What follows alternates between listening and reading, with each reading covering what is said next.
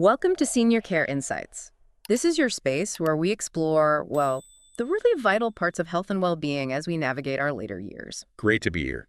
Today, we're doing a deep dive into what it truly means to live a vibrant, independent life as we age. Mm-hmm. Think of this as a focused chat, really, drawing on what health and psychology experts have learned over years of experience. Right. We want to bring you practical stuff, insights that are actually relevant if you're in your 60s, 70s, or, beyond. Exactly. It's a pleasure to be focusing on this. I mean, it's so fundamental, isn't it? We're living longer, which is great. But the real question is, how do we make those extra years genuinely fulfilling? That's the core of it. Yeah. So our goal today is to sort of unpack what taking a proactive approach to health really looks like as you get older. And how that paves the way. Exactly. How it can lead to a life that's not just longer, but independent, healthy, and, well, happy, full of joy. Absolutely. We're trying to move past that old idea that aging just means, accepting decline. Which isn't really true. No. Instead, we'll explore how making intentional choices, building certain habits, can really powerfully shape how you experience getting older. And a cornerstone of this whole proactive approach, as we'll get into, is something we can all do. Physical activity. It seems so basic, but it's crucial. It really is. Mm-hmm. Physical activity isn't just a nice bonus. It's like a central pillar supporting healthy aging on so many levels. Right. Regular exercise offers this amazing range of benefits. It ripples through your physical body, sure, but also your mental and emotional well-being in really profound ways. The science is pretty compelling when you look into it, isn't it? It is. Like, there's research suggesting being active can actually influence aging right down at the cellular level. Mm-hmm. Things like telomeres. Yeah, potentially impacting those telomeres, the little protective caps on our chromosomes. They're linked to how long our cells live. Precisely. And it goes way beyond the cellular. Think about chronic conditions. Heart disease, diabetes. Exactly. Study after study shows regular activity significantly lowers your risk for conditions like heart disease and type 2 diabetes. And those can really impact your independence, your quality of life. And it's not just the body, is it? The brain benefits hugely, too. Oh, absolutely. Staying active plays a vital role in keeping up cognitive function. Yeah. Memory, how fast you process things. And mood. And it's a powerful tool for boosting mood, managing stress. Huge benefits there. Perhaps most importantly, thinking about that independence we all value. Yeah. Regular physical activity seems key to preventing that decline in mobility, the kind that can really limit your ability to do everyday things and just enjoy life. That's a critical point. We want you moving with ease, with confidence. That's the goal. Which leads us nicely into some pretty straightforward habits, things that are really effective but simple enough to weave into daily life. Practical strategies, yeah. Drawn from what experienced health pros recommend. Yeah. Things to help maintain strength, flexibility, overall vitality. Okay, so where do we start? Let's start with something really fundamental. Moving more all day long. Not just a workout, but general movement. Exactly. Think about how much time many of us spend just sitting. Meals, watching TV, scrolling on our phones or tablets. It adds up, doesn't it? And that prolonged sitting, it has a cumulative effect. It's not just feeling a bit stiff. No, it's more serious. Yeah. That sedentary lifestyle can actually contribute to muscle weakening, maybe those nagging joint aches, even poor circulation. So it gradually undermines the systems that keep us going. It can, yeah. But the good news, the really encouraging part, is you don't need intense, hardcore workouts to fight back against this. Small steps make a difference. Small, consistent efforts. Incorporating more movement into your routine can make a surprisingly big difference over time. Like what? Give us some examples. Okay, simple things. Making a conscious effort. Stand up, move around for a few minutes every hour. Maybe set a little reminder on your phone. Pace around when you're on a phone call. Walk around during TV ad breaks instead of just sitting there. Choose the stairs if you can, instead of the lift or escalator. These little choices add up. They really do.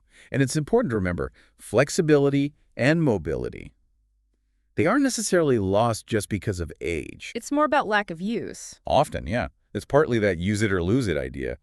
Even if you have some trouble walking, finding ways to incorporate gentle movement within your comfort zone throughout the day, that still brings real benefits.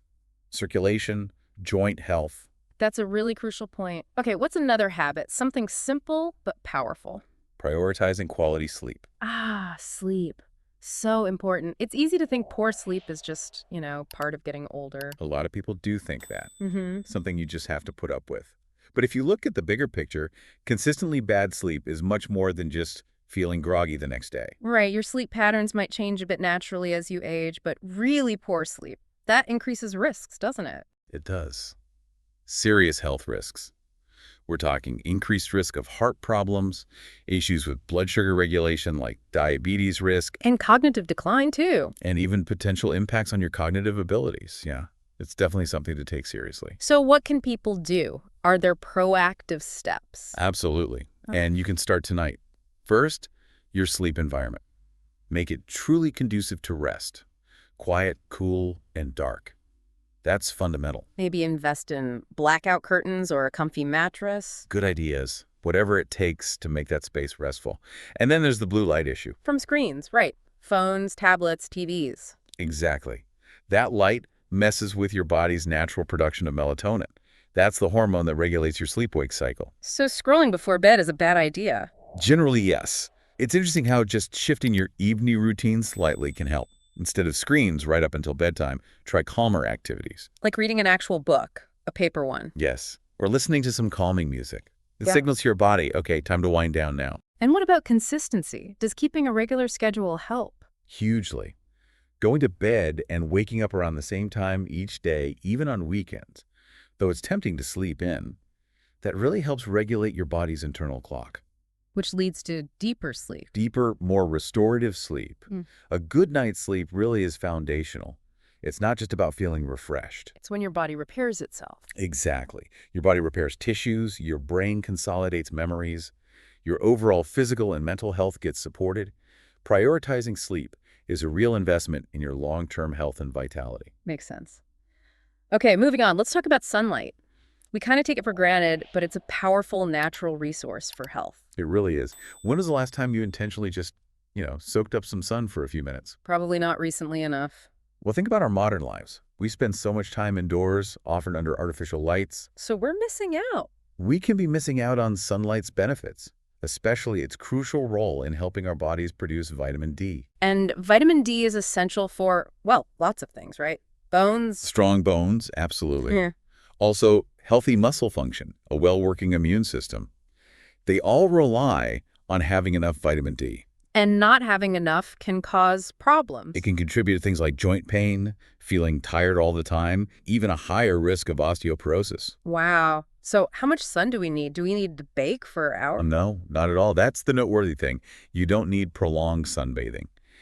Even a relatively short time each day, maybe just 10 to 15 minutes, can make a significant positive difference for your vitamin D levels. So simple things, like a quick walk outside in the morning. Perfect. Or having your coffee on the porch or balcony, even just sitting near a sunny window for a few minutes counts. And you mentioned combining it with movement. Yeah, if you can combine that sunlight exposure with some light activity, like a gentle stroll or some easy stretches outdoors, that can boost circulation, lift your mood, improve energy levels. It's a great combination. Of course, you still need to be careful, right? Protect your skin from too much sun. Definitely. Sun safety is always important. Avoid excessive exposure, especially during peak hours. Yeah. But those short, regular bursts of sunlight, incredibly beneficial. And it helps mentally, too. Oh, absolutely. Yeah. Let's not overlook the impact on mental well-being. Being outdoors, getting natural light exposure, it's linked to lower stress, better mood, even better sleep quality later. It's holistic. Yeah. Body and mind. Okay, good advice. Now let's shift focus to something absolutely fundamental for staying independent as we age. Leg strength. Yes. So important. It's maybe easy to overlook until you start feeling that weakness, that difficulty getting up. That scenario, finding it hard to get out of a chair, feeling unsteady, it's a real concern for many older adults. But the vital thing to understand is this isn't automatically an inevitable part of aging. You have some control. You have more control than you might think. If you want to keep walking confidently, handle stairs easily, maintain good balance, focusing on leg strength is crucial. Your legs are the foundation for mobility, for independence. Truly. When leg muscles weaken, even simple daily things become challenging.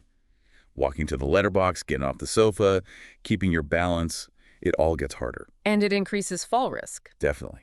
Weak legs increase the risk of falls and the injuries that can follow. And that can massively impact your ability to live independently and enjoy life. But there's good news here, too. You can maintain or even build strength at home. Absolutely. Simple exercises done right in your own home We're talking things like sit-to-stands, Okay, what's that? just practicing standing up from a sturdy chair without using your hands for help. Oh, okay. Also, heel raises, lifting up onto your toes that strengthens calves, improves balance. And seated leg lifts, lifting one leg at a time while seated, keeps thigh muscles strong. So no fancy equipment needed. None at all. The key is consistency, not necessarily intensity. Just dedicating a few minutes each day to these exercises can make a huge difference in staying mobile, active, and enjoying life for years longer. That's really empowering. Okay, finally, let's touch on gentle movement practices, things like yoga and Tai Chi. Yes, wonderful practices. Sometimes that feeling of stiffness or difficulty bending or balance issues, people just blame age. They do. And while time plays a role, sure, these limitations often come from not moving the body in ways that keep it flexible, strong, and balanced. So yoga and Tai Chi offer a solution without being too strenuous. Exactly. They offer a powerful, accessible solution. And there's actually a lot of scientific evidence supporting how effective they are for improving flexibility, strength, and balance, especially for older adults. And you mentioned benefits beyond the physical. Indeed. They're fantastic for mental well-being, too. They help reduce stress, anxiety, improve sleep quality, and foster a sense of inner calm. How do they do that? A lot of it is the focus on mindful movement, connecting breath with motion, and the deep breathing itself. And you don't need a special studio or anything. Not necessarily. That's the beauty of it. They can often be adapted to your own needs. You can do them at home, maybe with a mat, or just using a chair for support. So gentle stretches in yoga help with mobility. Right? Easing muscle tension, improving joint movement. And the slow flowing movements in Tai Chi, they enhance focus, balance, mental clarity. And the breathing helps with stress and sleep. It's a very effective tool for stress management and promoting rest.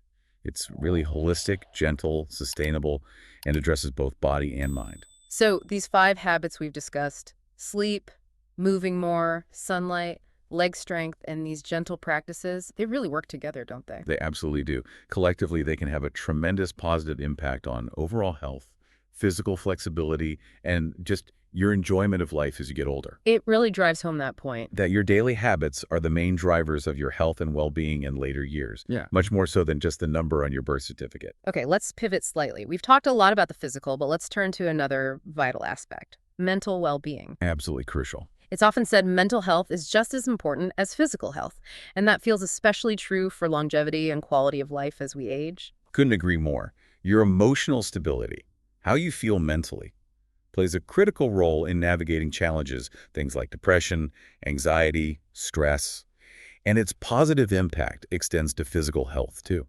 That mind-body connection is real. Incredibly powerful, and research backs this up. There's a strong link between a positive mindset and lower risk of chronic diseases, a stronger immune system, And maybe even living longer. and potentially a longer, more fulfilling life. So actively nurturing your mental well-being isn't just nice, it's indispensable for living long and healthy. It's not separate from physical health. No, they're deeply interconnected. They influence each other constantly. And things you do for mental well-being often help physically and socially too, right? Like hobbies, staying connected. Exactly. It creates this wonderful positive cycle. Engaging in hobbies you love, staying connected with people, learning new things. Fantastic ways to keep your mind healthy and active. Which brings us to another key part of being proactive about health. Regular checkups. Yes, those regular visits to your doctor or healthcare provider are essential as you age. Why are they so important?